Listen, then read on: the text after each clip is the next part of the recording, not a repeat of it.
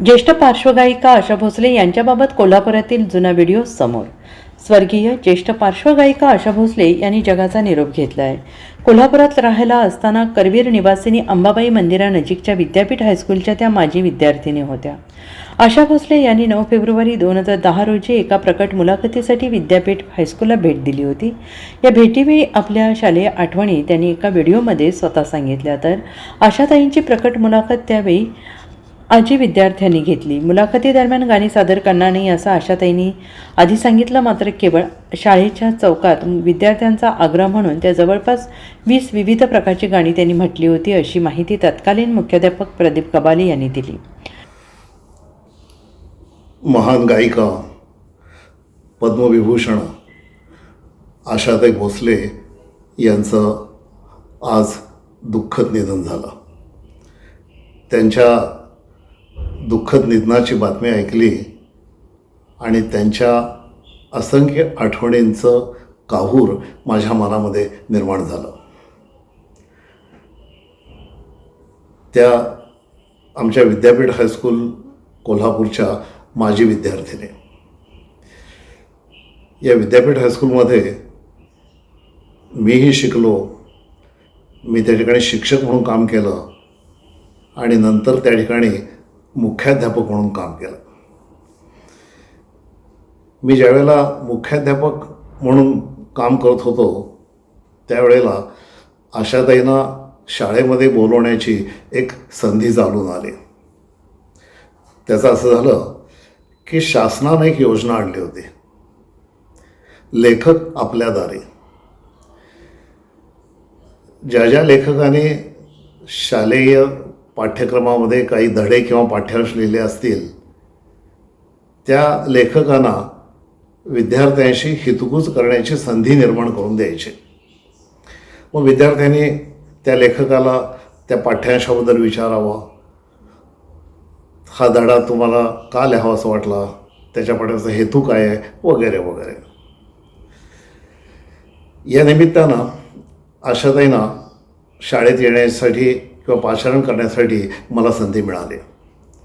इयत्ता 8वीच्या पुस्तकामध्ये आशाताईंच्या जीवनावर लिहिलेला सप्तस्वरांचे जीवन गाणे नावाचा एक धडा आहे आणि या धड्याबद्दल चर्चा करण्यासाठी, हितगुज करण्यासाठी म्हणून मी आशाताईंना विद्यापीठ हायस्कूलमध्ये बोलवलं.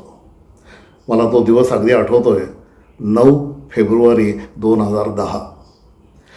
आशाताईंनी शाळेमध्ये येण्याचं कबूल केलं, पण त्यांनी मला एक अट घातली. ती अट म्हणजे मला कुठेही उघडपणे गाणं म्हणायची सक्ती करायची नाही किंवा आग्रह करायचा नाही, आणि तसं जर असेल तर मी शाळेमध्ये येते. मी म्हटलं ठीक आहे, अट मान्य आहे तुमची, तुम्हाला कुठेही जाहीरपणे गाणं म्हणायला सांगणार नाही असा मी त्यांना शब्द दिला.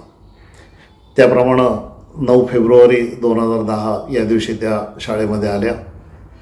त्यांच्याबरोबर प्रसिद्ध निवेदक सुधीर गाडगीळ हे सुद्धा होते. आमच्या शाळेमध्ये खोली क्रमांक 17मध्ये इयत्ता 8वीच्या मुलींच्या बरोबर त्यांचा संवाद घडवून आणला. मुलींनी त्यांना त्यांच्या त्या पाठ्यांशाबद्दल, सप्तस्वरांचे जीवन गाणे याबद्दल बरेच प्रश्न विचारले आणि त्यांनी त्याची मनमोकळेपणाने उत्तर दिले. तो मुलाखतीचा कार्यक्रम संपल्यानंतर माझ्या मनामध्ये असा एक प्रश्न आला की आशाताईंची विद्यार्थ्यांच्याबरोबर एक प्रकट मुलाखत करावी. मी आशाताईंना विचारलं की अशी प्रकट मुलाखत करूया का. आशाताई म्हटलं काय हरकत नाही, मुलं जर प्रश्न विचारणार असतील तर मी त्यांना अगदी आनंदानं उत्तर देईन. मग चौकामध्ये लगेच सगळ्या विद्यार्थ्यांना बोलवलं 5वी ते 10वीच्या, आणि आशाताईंची एक प्रकट मुलाखत त्या दिवशी चौकामध्ये घेतली. लहान मुलं होती ती 5वी ते 10वीची.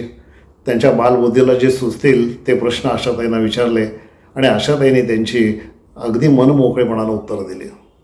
हा प्रश्नोत्तराचा कार्यक्रम साधारण 1 तासभर झाला आणि त्याच्यानंतर अचानक मुलांना काय वाटलं कोणास ठाऊक, मुलं एकदम अचानक ओरडायला लागली, आशाताई एक गाणं, आशाताई एक गाणं. आशाताईंनी असं नुसतं माझ्याकडं बघितलं. मी त्यांना सांगितलं होतं की तुम्हाला गाणं म्हणायला मी सांगणार नाही म्हणून.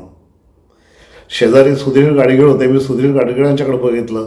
सुधीर गाडगे म्हटले, आता सर तुम्हीच काय ते सांगा. मग शेवटी मी उठलो, माईक हातामध्ये घेतला आणि आता मुलांना मी सांगणार. तेवढ्यात आशाताईंना काय वाटलं कोणास ठाऊक. आशाताई म्हटल्या, सर थांबा, ही लहान मुलं म्हणजे माझी धाकटी भावंडं आहेत आणि या धाकट्या भावंडांचा आग्रह मी कसा मोडू. त्यांच्यासाठी मी एकतरी गाणं म्हणतेच.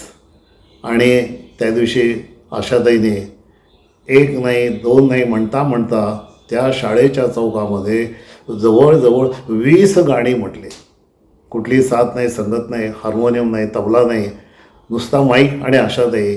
त्या दिवशी 9 फेब्रुवारी 2010 या दिवशी आमच्या विद्यापीठातला चौक अक्षरशः आशाताईंच्या सप्तस्वरामध्ये न्हावून निघाला. सर्वजण तृप्त झाले. Bureau report SPN Marathi, Kolhapur.